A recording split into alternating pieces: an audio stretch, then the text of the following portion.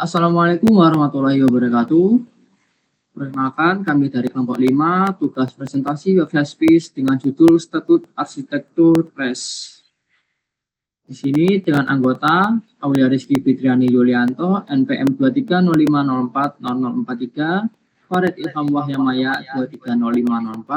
2305042066, dan Muhammad Rizal 2305040071.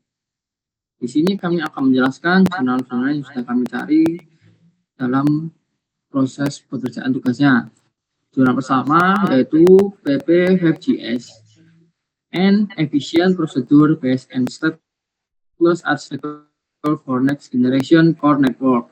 Permasalahan arsitektur service base, arsitektur SPA pada 5G Core memiliki tingkat dekomposisi fungsi yang sangat tinggi. Terjadi overhead pensinyalan antara network function and event signifikan. Kompleksitas orkestrasi meningkat akibat ketergantungan antara network function. Implementasi SPA kurang efisien pada lingkungan cloud terdistribusi dan edge computing.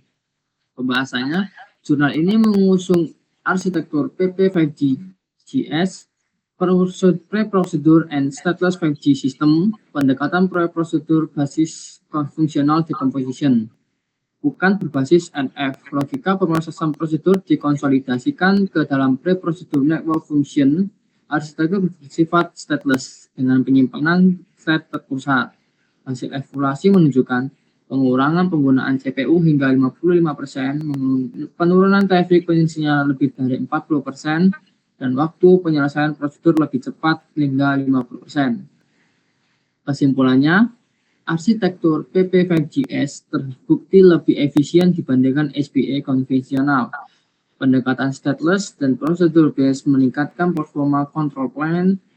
PP5GS lebih sesuai untuk implementasi cloud native dan edge deployment. Arsitektur inilah yang dipertimbangkan untuk pengembangan 5G Core generasi berikutnya. Untuk selanjutnya akan dijelaskan oleh teman saya, Aulia. Baik, terima kasih. Yang selanjutnya ada jurnal kedua dengan judul RESTful Web Service Implementation Using Spring Framework in Room Asset Management System.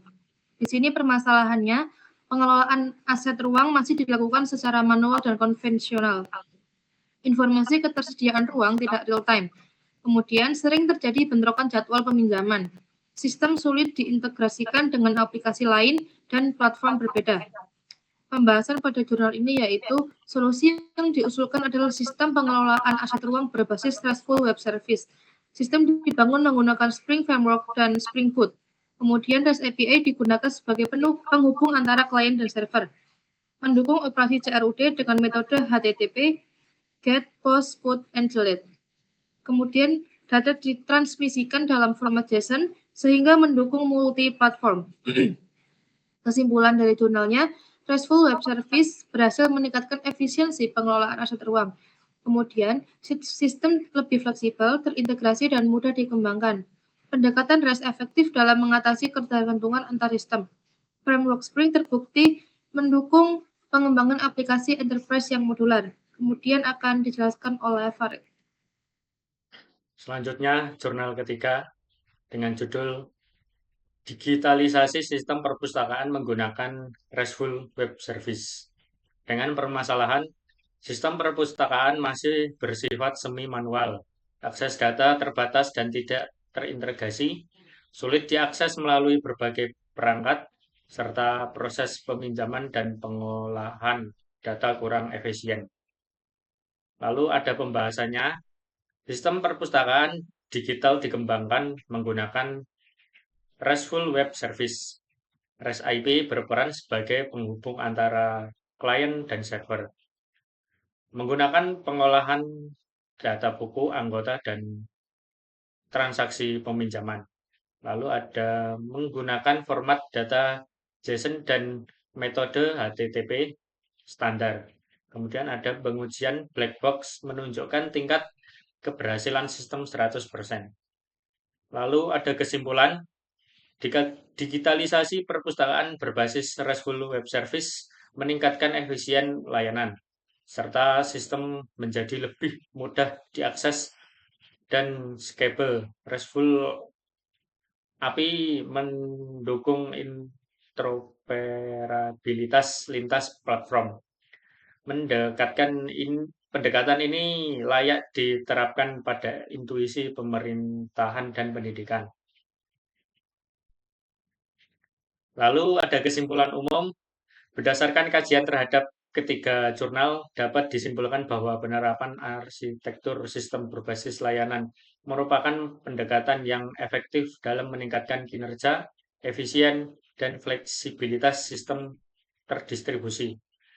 Pada level jaringan, arsitektur PP5GS menunjukkan bahwa pendekatan prosedur based on stateless mampu mengatasi keterbatasan service-based arsitektur atau SBA pada 5G core dengan menurunkan overhead